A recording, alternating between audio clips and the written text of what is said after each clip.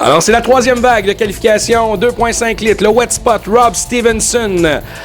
Total Chaos, Steve Armstrong, qui gradue du 1,5 litres. Tom Diabo, le CS20. Et Marco Poirier, recrue de l'année l'an dernier dans le Zebra. Le CS100, Samuel Robineau et Sébastien Leduc. Un retour pour Éric Labelle dans le 155 de Mini Rang et l'Oiseau Bleu de Denis Rousse. Alors, ça sera pas facile. Des inscrits extrêmement rapides dans cette troisième vague de qualification et il faut faire des points pour la finale. Oui, comme on le disait précédemment, c'est une classe très difficile cette année pour faire la finale. Il ne faut pas faire de gaffe. Il faut être à point à toutes les sorties. Alors, le départ, et si Marco Poirier a réussi ce départ-là, il vient de prendre toute une avance sur ses compétiteurs. Et là, on voit Steve Armstrong, champion, je pense, en 2009 en classe 1,5 litres, qui va-t-il réussir à sortir deuxième? Difficile à dire. Il y a quelqu'un qui a fait un crochet dans le coin. Et là, en deuxième position, je ne sais pas, Benoît, si tu peux l'identifier. Oui, je crois que c'était Denis Rousse qui nous a fait un beau crochet. Deuxième position, ça semble être Glenn Stevenson avec un bateau tout neuf, fraîchement sorti des ateliers de Jimmy Hall, Bert Anderson de Brockville. Pendant qu'on voit Marco Poirier de Zebra en première position. En deuxième position, là, difficile à dire, mais Rob Stevenson et Steve Armstrong qui se disputent cette deuxième position.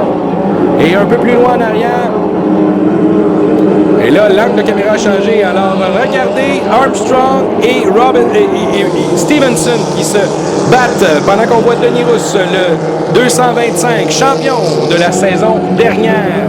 Oui, Denis Rousse qui malheureusement, son premier tournant après le départ, a effectué un crochet.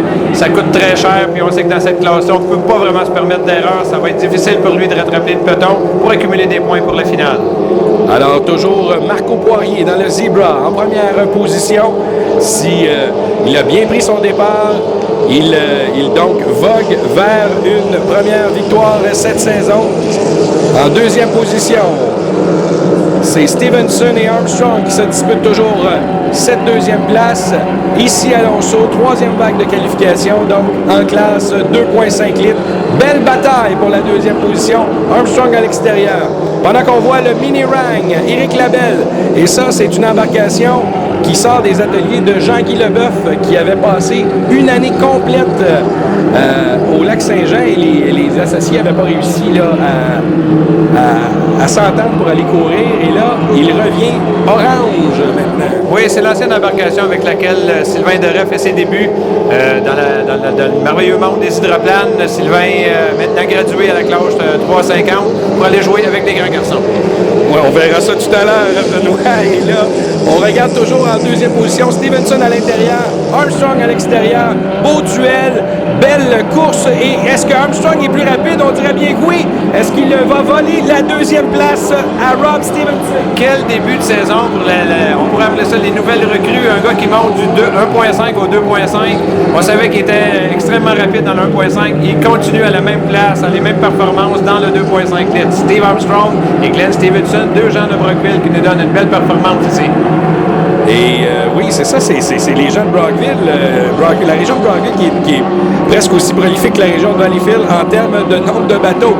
Alors, pendant qu'on voit de Zebra, la peinture dont tout le monde a parlé cet hiver, Marco Poirier, première position avec le CS33. En deuxième position, c'est Steve Armstrong, suivi de près par Rob Stevenson. Il reste plus qu'un tour. Est-ce que ça va rester comme ça jusqu'à la fin? Belle performance là, de Armstrong qui est juste à côté de chez lui, finalement, on est à Alonso. Oui, très belle performance devant ses supporters. J'imagine qu'il doit être très heureux, lui aussi, à sa première sortie dans la classe 2.5 litres, d'être capable de rivaliser avec son ami Rob Stevenson.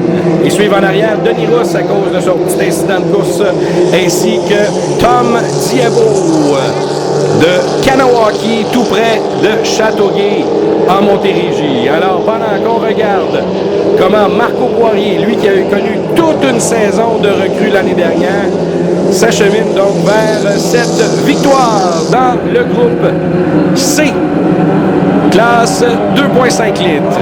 Sylvain, on nous annonce encore qu'on a eu des problèmes techniques avec le cadran.